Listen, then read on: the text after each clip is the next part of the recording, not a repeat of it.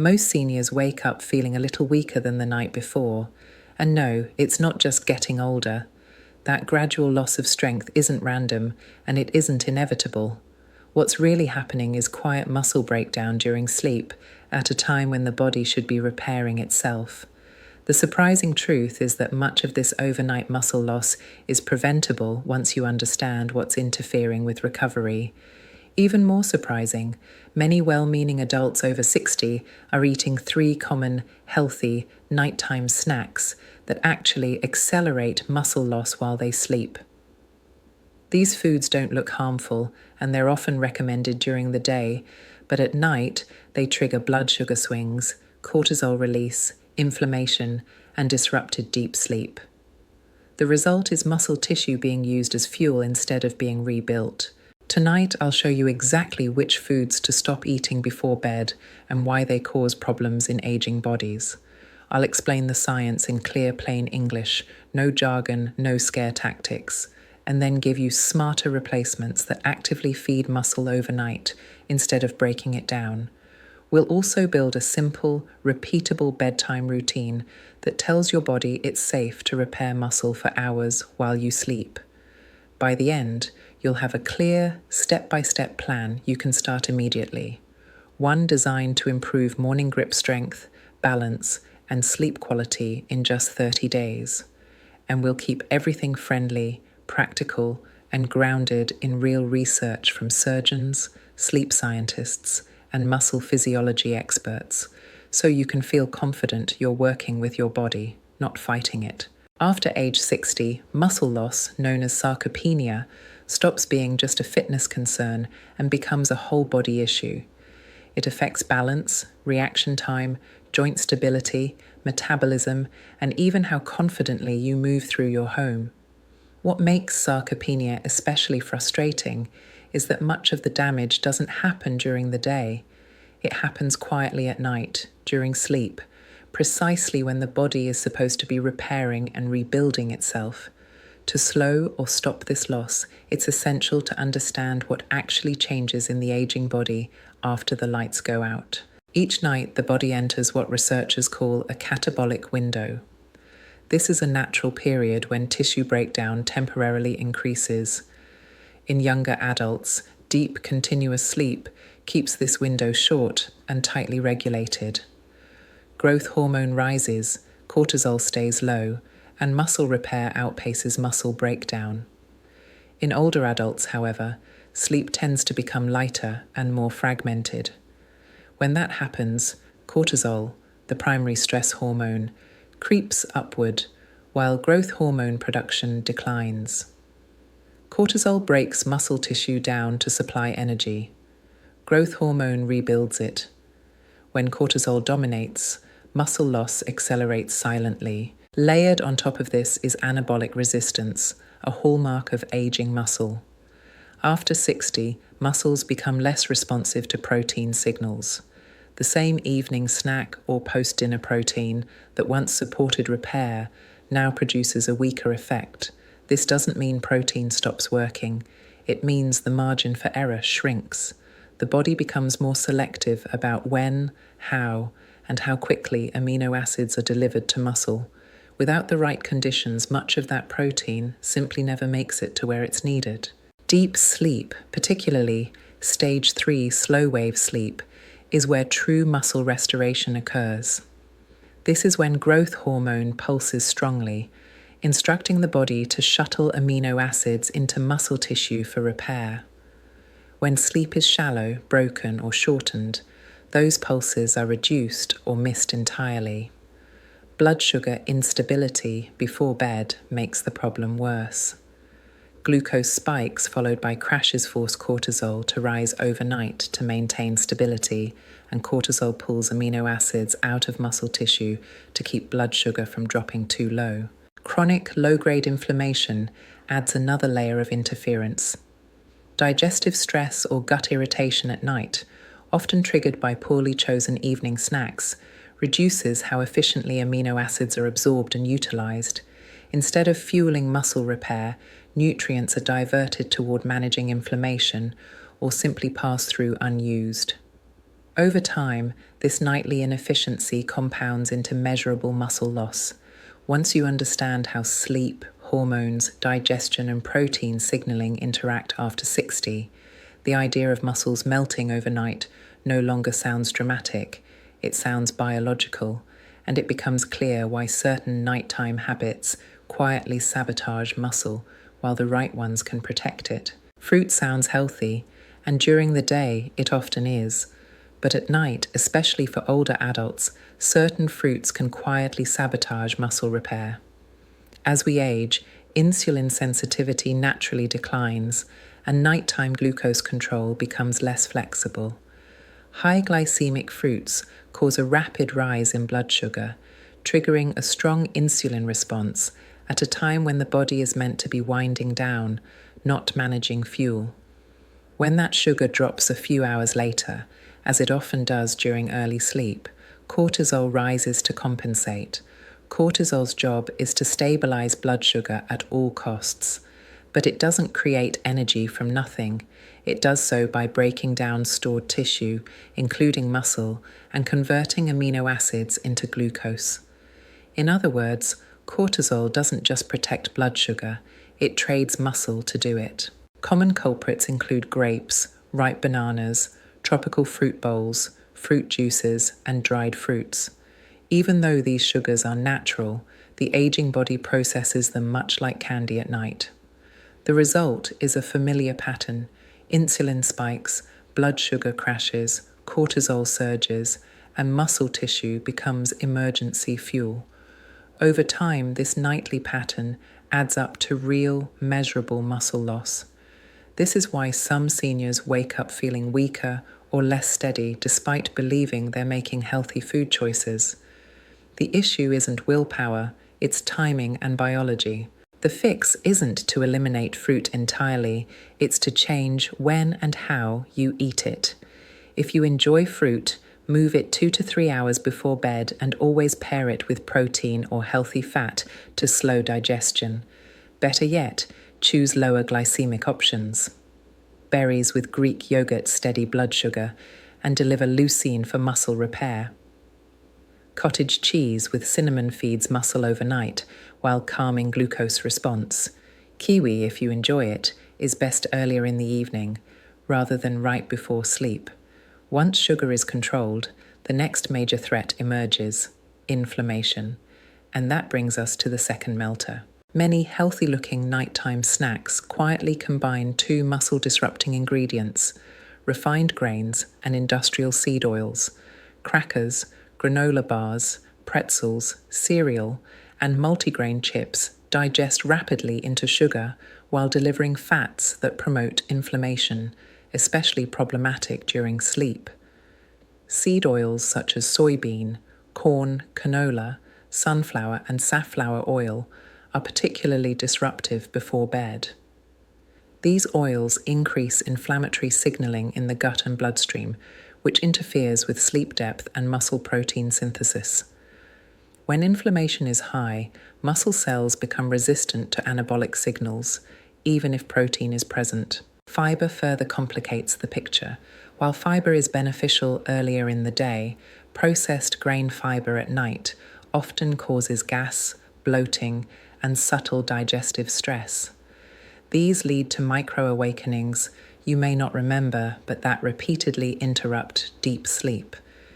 Each interruption blunts growth hormone release, shrinking the window for muscle repair. Smarter swaps include small portions of real sourdough earlier in the evening paired with protein, or whole food fats like olive oil or avocado alongside slow digesting protein. Learning basic label literacy helps here. If refined flour or seed oils appear at the top of the ingredient list, it's not a bedtime food. Once grains and inflammatory oils are addressed, the final melter tends to surprise people the most because it feels relaxing. Alcohol is one of the most misunderstood sleep disruptors. While it may help you fall asleep faster, it fragments sleep architecture, suppresses REM sleep, and shortens deep stage 3 sleep, the very phase where muscle repair occurs. Growth hormone secretion drops sharply after alcohol, even in small amounts. The result is less repair signaling, slower tissue recovery, and weaker muscles by morning. This is why regular evening drinks are strongly associated with overnight strength loss in older adults, even when total sleep time appears normal. Hidden caffeine is just as sneaky. Decaf teas, dark chocolate, green tea extracts, and even some sleep blends contain trace caffeine or stimulant compounds. Aging nervous systems are more sensitive, meaning even small doses can delay deep sleep onset and shorten repair windows. From a muscle standpoint, the equation is simple. Less stage 3 sleep equals less growth hormone. Less growth hormone means less muscle repair, no matter how good your daytime habits are. Cut caffeine by early afternoon. Avoid chocolate and decaf products close to bedtime, unless they're verified caffeine-free.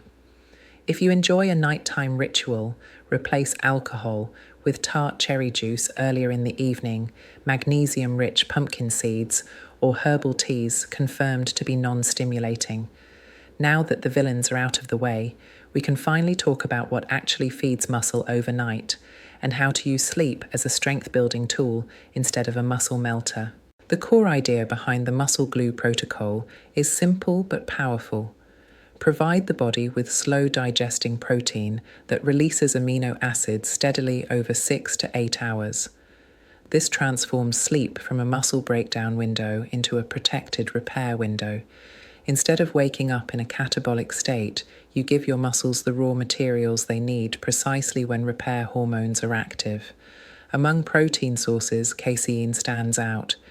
Casein forms a gel-like structure in the stomach, slowing digestion and creating a gradual release of amino acids into the bloodstream.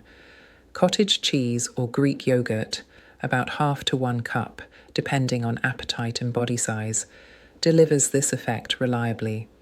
For those sensitive to lactose, lactose-free versions work just as well without sacrificing absorption. The add-ins are not optional details, they fine-tune the hormonal response. Cinnamon helps blunt nighttime blood sugar swings, reducing cortisol surges that would otherwise pull amino acids out of muscle. Small amounts of chia or ground flax increase satiety and slow digestion further without causing bloating when portions are kept modest. Pumpkin seeds add magnesium and zinc, 2 minerals closely tied to sleep quality, muscle relaxation, and protein synthesis during the night. Hydration should be intentional but limited. A small glass of water with a pinch of mineral salt supports circulation and reduces nighttime cramps without increasing the likelihood of waking to use the bathroom. Overhydration before bed is a common and easily avoided sleep disruptor. Protein quantity matters, but more is not always better. Aim for 15 to 30 grams of protein, adjusting based on body size, activity level, and how close dinner was to bedtime. If dinner was protein-rich and late, stay toward the lower end. If dinner was light or early, the higher end offers better overnight coverage. For those avoiding dairy, effective alternatives exist. Unsweetened soy yogurt provides a complete amino acid profile and digests more slowly than many plant proteins. Pea protein pudding paired with chia can mimic casein's slow release. Collagen can be included for joint and connective tissue support, but it should always be paired with a complete protein source to fully support muscle repair. Food, however, is only half of the equation. Supplying amino acids without giving the body a reason to direct them into muscle limits the benefit. The body also needs a clear signal, and that signal comes from gentle muscle activation and nervous system calming before sleep. Light muscle activation before bed improves insulin sensitivity and gives the body clear, unambiguous instructions about where incoming nutrients should go toward muscle repair rather than fat storage or blood sugar cleanup. This short routine doesn't burn calories and it shouldn't raise your heart rate. Instead, it serves as gentle neurological signaling, briefly reminding the brain which muscles are active, needed, and worth maintaining. As we age, inactive muscles become metabolically invisible. When that happens, the body is more likely to divert amino acids toward energy production instead of repair. This 3-minute activation reverses that signal just enough to prime muscle tissue for overnight rebuilding, without stimulating the nervous system or disrupting sleep. Begin with ankle pumps and slow calf raises at the counter or a sturdy surface. These movements activate circulation, foot stability, and balance muscles that are often underused later in the day. They also help move glucose into muscle tissue, reducing the need for overnight insulin and cortisol responses. Next, perform controlled sit-to-stands or partial chair squats. These cue the large muscles of the hips and thighs, the most influential muscles for blood sugar control and overall strength. Move slowly, exhaling as you stand, and stop well before fatigue. Even a few repetitions are enough to send a powerful metabolic signal. Finish with scapular wall slides or light band pull-aparts to activate the upper back and postural muscles. These muscles tend to shut down with prolonged sitting and screen use, and reactivating them improves breathing mechanics, shoulder comfort, and nervous system calm. Close the routine with 4 to 6 slow nasal breaths, emphasizing long, relaxed exhales. This signals the vagus nerve to lower heart rate and reduce cortisol, helping the body transition from doing to repairing. Ideally, the room should already be slightly cool, with dim lighting and light bedding to encourage deep sleep onset. All movements should be smooth, supported, and completely pain-free. If you feel strained, energized, or out of breath, you're doing too much. This is not exercise, it's preparation. Done consistently, this tiny routine helps ensure that the protein you eat before bed actually reaches muscle tissue and gets used for repair. Now let's stack this into a simple, automatic routine you can repeat every night without thinking or negotiating with yourself. 2 hours before bed, finish your last larger meal and avoid anything that causes sharp blood sugar swings, including sugary desserts, sweetened drinks, or alcohol. This window allows digestion to slow naturally and reduces the likelihood of nighttime glucose crashes that trigger cortisol release. A calmer digestive system sets the stage for deeper sleep and better muscle repair. About 90 minutes before sleep, take a light walk or perform gentle mobility such as easy stretching or joint circles.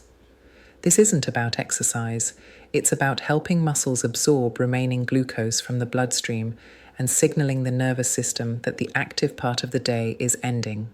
Many people notice fewer restless legs and easier sleep onset when this step is consistent. At 60 minutes out, do a quick caffeine audit. Skip chocolate, decaf teas, green tea extracts, or relaxing blends that may still contain trace stimulants. Aging nervous systems are more sensitive, and even small amounts can delay deep sleep without you realizing why. 45 minutes before bed, prepare and enjoy your muscle glue snack. This timing ensures amino acids are circulating as you enter early sleep, when growth hormone pulses are strongest. Eat slowly and stop before feeling overly full. Comfort supports repair. 30 minutes before sleep, complete the 3-minute muscle activation and breathing sequence. These gentle movements tell the body which muscles to prioritize overnight, while slow nasal breathing lowers stress hormones and heart rate. This step bridges nutrition and sleep biology. 20 minutes before bed, cool the bedroom, dim the lights, and shut down bright screens. Lower temperatures and reduced light exposure support melatonin release and help the brain transition into deeper sleep stages more quickly. 10 minutes before sleep, wind down with a brief gratitude practice, prayer, or light journaling. This quiet mental off-ramp reduces racing thoughts and lowers nighttime awakenings, especially in people prone to worry or rumination. In the morning, briefly test grip strength and note how rested you feel. You're not judging a single night, just collecting signals.